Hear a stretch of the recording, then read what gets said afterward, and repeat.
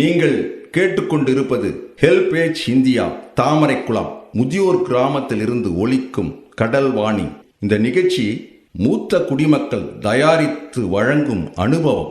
நிகழ்ச்சியை தொகுத்து வழங்குபவர்கள் national institute of social defence, ministry of social justice and empowerment, government of India மற்றும் media for community foundation. நிகழ்ச்சியின் கருத்தாக்கம் நேஷனல் கோஆர்டினேட்டர் திரு doctor R Sridhar, principal coordinator திரு Alok Verma, project coordinator miss Kausalya, miss Sai Sudha, miss Pooja Murada. மேலும் HelpAge India Cuddalore project தலைவர் திரு Venugopal Ramalingam, HelpAge India Cuddalore இயக்குனர் doctor திரு சத்யபாபு மற்றும் கடல்வாணி ரேடியோ டெக்னிக்கல் பர்சன் திரு மனோஜ்குமார்.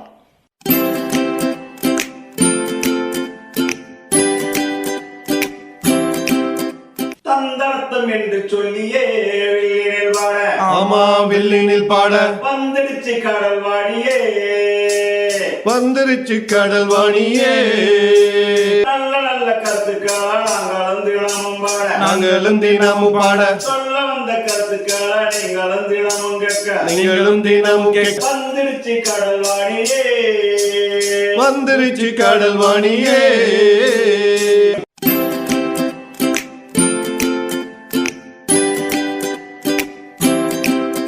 உங்கள் அனைவருக்குமே மாலை வணக்கம். மீண்டும் அனுபவ நிகழ்ச்சிக்கு வந்திருக்கக்கூடிய நம்முடைய அம்மா கிருஷ்ணவேணி அம்மா, இந்த அனுபவ நிகழ்ச்சியின் சார்பாக வருக வருக என்று வரவேற்கின்றேன். விவசாயி ஒருவர் தன் மகனுக்கு புத்திமதி சொல்லிவிட்டு உறங்க போனார். ஒரு நாள், கடவுள் எங்கும் இருக்கிறார், நாம் செய்யும் ஒவ்வொரு செயலையும் பார்க்கிறார், அவரிடம் எதையும் மறைக்க முடியாது என்றார். அப்பா, என்னால் அவரை பார்க்க முடியலையே என கேட்டான். நம்மால் தான் அவரை பார்க்க முடியாது, ஆனால் அவர் நம்ம எல்லாத்தையும் பார்த்துக்கிட்டு இருக்கார் என மீண்டும் தெளிவுபடுத்தினார். சிறுவனின் மனதில் இது ஆழமாக பதிந்தது. அப்படியே உறங்கிவிட்டான். சில ஆண்டுகள் கழிந்தன. மழை பெய்யாததால் பஞ்சம் பிழைக்க மக்கள் வெளியூர் கிளம்பினர். விவசாயிக்கு ஊரை விட்டு போக மனமில்லை. கையில் இருந்த தானியத்தை சிக்கனமாக செலவழித்து பிழைப்பு நடத்தினார். ஒரு கட்டத்தில் தானியம் தீர்ந்தது. சாப்பிட வழி இல்லை. பக்கத்து கிராமத்தில் ஒருவரின் வயலில் சோளம் விளைந்திருப்பதாக கேள்விப்பட்டார். அன்று இரவே அரிவாளும் சாக்குப்பையுமாக தயாரானார். விழித்திருந்த மகன், அப்பா எங்கே போறீங்க என கேட்டான். மகனையும் சேர்த்து கொண்டார். இருவரும் பக்கத்து கிராமத்தை அடைந்தனர். சோளம் பயிரிட்ட வயல் வந்தது. மகனின் கையை பிடித்து ஏற்றி ஒரு மரக்கிளையில் உட்கார வைத்தார். என்னப்பா பண்ண போறீங்க கேட்டான் மகன். பேசாதே என்றபடி சுற்றிலும் பார்த்தார். ஆள் யாரும் இல்லை என்பதை உறுதிப்படுத்திவிட்டு சோளத்தை அறுக்க போறார். நீ கவனமாக நாலாபுறமும் பார், யாரும் வந்தா என்னை உஷார்படுத்து என்று சொல்லி இறங்கினார். அப்பா வயலுக்குள் இறங்கியதும், நில்லுங்கள், ஒருத்தர் பார்க்கிறாரு என குரல் கொடுத்தான் சிறுவன். விவசாயி பரபரப்புடன் மரத்தின் மீது ஏறினார். சுற்றிலும் பார்த்தபடி யாரும் தெரியவில்லையே. நீங்கள் சொல்லலைங்களாப்பா, எங்கும் நிறைஞ்ச கடவுள் நம்மை கவனிக்கிறார்னு. அப்படின்னா நீங்கள் திருடுறதையும் அவர் பார்த்துக்கிட்டு இருப்பார்த்தானே.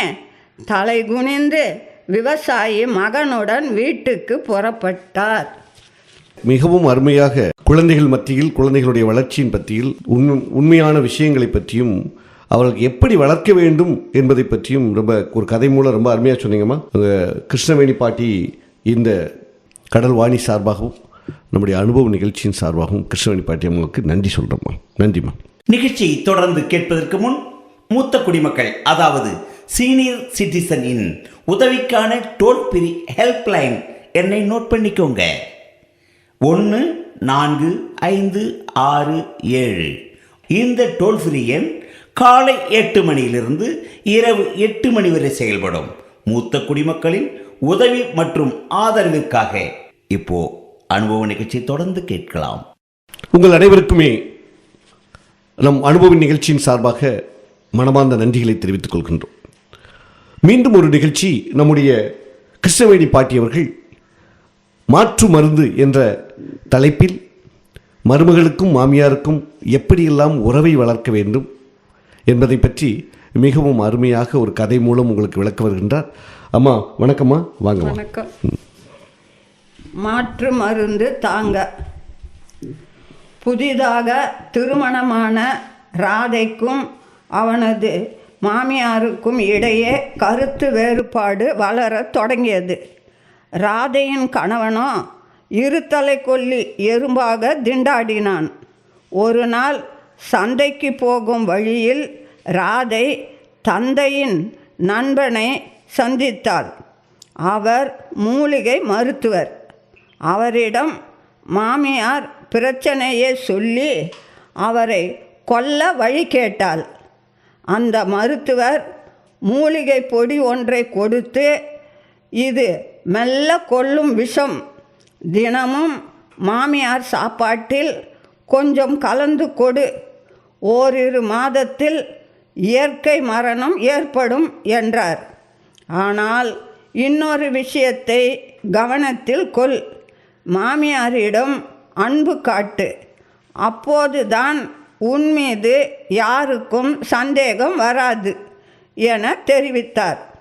அதன்படி மருந்தை உணவில் கலந்து அன்புடன் மாமியாருக்கு பரிமாறினாள். அதை கண்ட மாமியாருக்கு மகிழ்ச்சி ஏற்பட்டது. மனம் விட்டு பேச ஆரம்பித்தார். இருவருக்கும் புரிதல் ஏற்பட்டது. ஓரிரு மாதம் கடந்தது.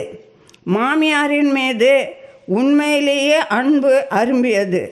மருத்துவரிடம் ஓடிய ராதை விஷ மருந்துக்கு மாற்று மருந்து கொடுங்கள் என கெஞ்சினாள். திகைப்புடன் பார்த்த அவரிடம், ஐயா, மாமியாரை இழக்க நான் விரும்பவில்லை என்று அழுதாள். கவலைப்படாதே அம்மா, உயிரை கொல்லும் விஷத்தை தரவில்லை, அது சத்து பொடிதான். அப்போது உன் மனதில்தான் வெறுப்பு என்னும் விஷம் இருந்தது. அன்பு என்னும் மாற்று மருந்து கொடுத்தும் அந்த விஷம் மறைந்து போனது என்றார். இந்த மாற்று மருந்து மூலமாக மற்றவர்களுக்கு துரோகம் செய்ய வேண்டும் என்று நினைப்பவர்களை அந்த மருந்து என்று சொல்லக்கூடிய நல்ல விஷயங்களை மட்டும் செய்ய வேண்டும், அது நமக்கு மட்டுமல்ல குடும்ப உறவை வளர்க்கும் என்று அருமையாக மாற்று மருந்து கதையை நம்முடைய சொன்னாங்கள். அவர்களுக்கு நம்முடைய அனுபவ நிகழ்ச்சியின் சார்பாகவும் கடல்வாணி சார்பாகவும் நன்றிகளை தெரிவித்துக் கொள்கின்றோம். நன்றி, வணக்கம்.